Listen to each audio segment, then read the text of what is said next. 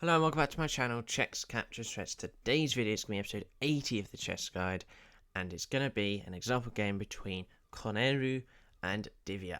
So this is from the Women's World Cup, I believe, of last year, and very good tournament. This is the Women's World Cup, so obviously, it was still very high level playing field, so still very good chess, and we'll see here, as you can see on the accuracy as well.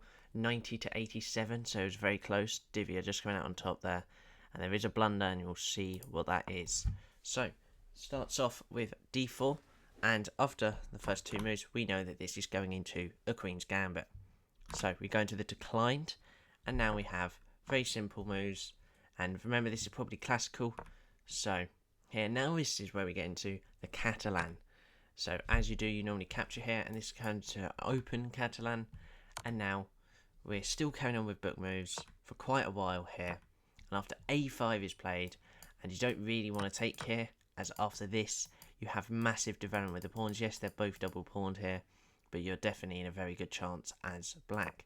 So instead, queen c2, and now we get this capture. And now we're out of book moves from here.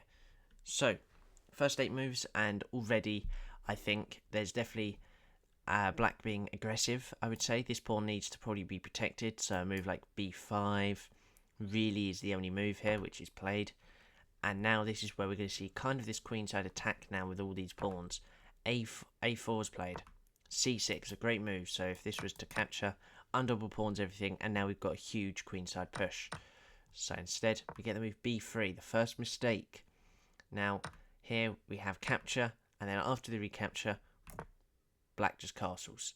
Maybe not the best move. Maker could have blocked everything in, but I do also feel like this square would become a little bit difficult for black to defend. So instead castle happens, and then white also castles. Now bishop a6, a lovely move in my opinion. Always like this idea, because obviously when you put bishop a6 when they've castled, always pinning down that rook, and especially as there's so many pieces in the way, it could get a bit confusing. Now as we say, knight c5 has been played. And we actually get capture here. Definitely not the best move in my opinion. I still think now is push, because now you got this. If it was to push, this isn't too bad. Maybe you lose his pawns, so maybe you have to take with the rook, but it's still not too bad. So instead we get capture, and then we see this whole array of captures now, and it's just turning out to be a bit of a different game than you would normally think. So if we look on the queen side, there's practically nothing. For black, there's 4 pieces, two pawns and 2 pieces, against just 2 major pieces for white. Other than that, there's nothing. So this pawn could really cause, obviously, black being a pawn up because the Catalan gives up that c4 pawn. This pawn's going to be very useful. This pawn's going to stop the d4 pawn, and there's a good chance here. Now, knight d7, very nice move.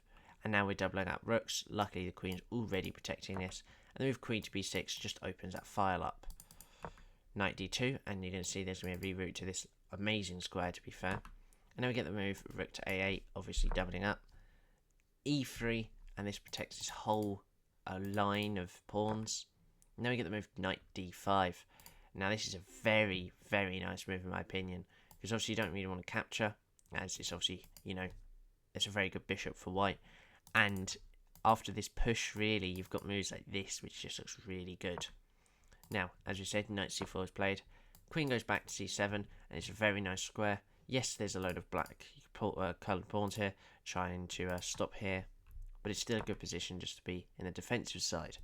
Queen d2 now, and now we get the move knight to b6, and we get a few captures, and queen c3. So you see there's a lot of moving about in these sort of classical games you see.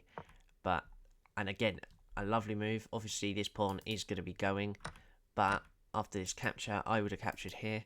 But now, see, you'd think actually it would have been going, but the use of this protection here, it's just about enough. This rook here is almost an overprotected piece, and what I mean by that is it's protecting quite a few things. It's protecting a double up here, protecting the queen, protecting this pawn, and protecting this pawn. So it's got a lot to be careful about. Now, if you was to take here, in my opinion, there is obviously this, and weirdly enough, the move you have to play is this, as if you take, it does not end well with mate happening on the board. Anyway, we have this, and now a whole attack on a5. h6 just to get rid of the back rank, and now the king starts going up, and we get the move queen to b5. So you see, Divya trying to go for a bit of a draw here, I think, and the queen just moving about a few times, though this queen move allows the queen to c5, and now she's just trying to get a trade here, and now you see just a whole array of these queens and rooks moving. Now this is where we start getting the pawns to move a little bit, and here you see it will happen a few times, as in classical games you'll have this part where they'll try and go for draws almost, and you know, because the more draws there are, the more likely it might go into a quicker game. It's normally after there's normally 2 classical games. If you draw both, then it'll go into a lower time format, so probably 15 minutes each instead of an hour and a half each. Now, a big move here, and actually sacrificing this pawn here, and really trying to escape in, but it doesn't work here.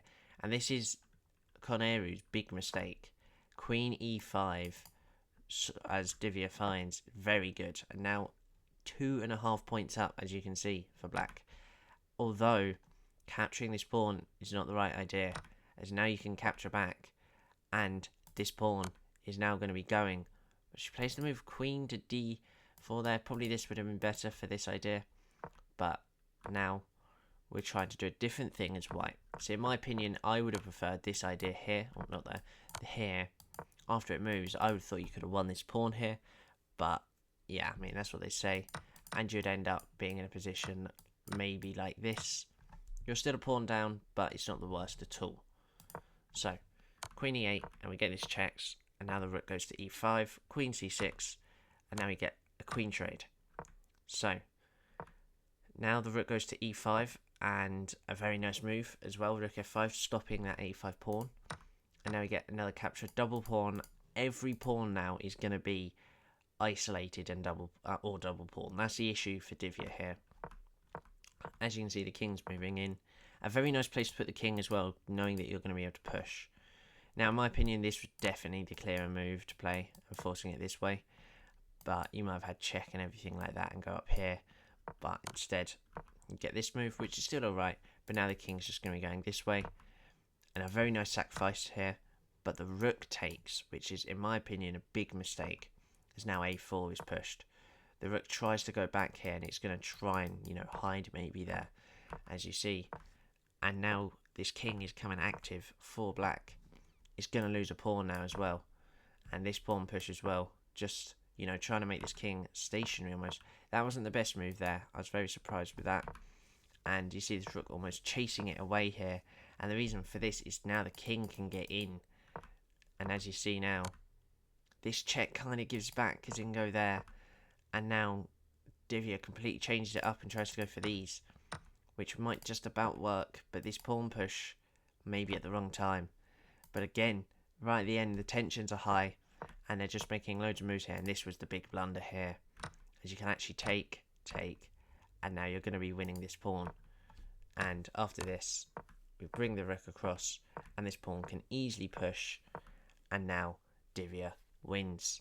So, very good game there. What did we learn? We learned that, it's key to keep extra pawns on the board. So, obviously, Catalan gives up that pawn, and one pawn won the game. So, hopefully enjoyed that example game. Try going for it as much as I could. So, thank you, and bye-bye.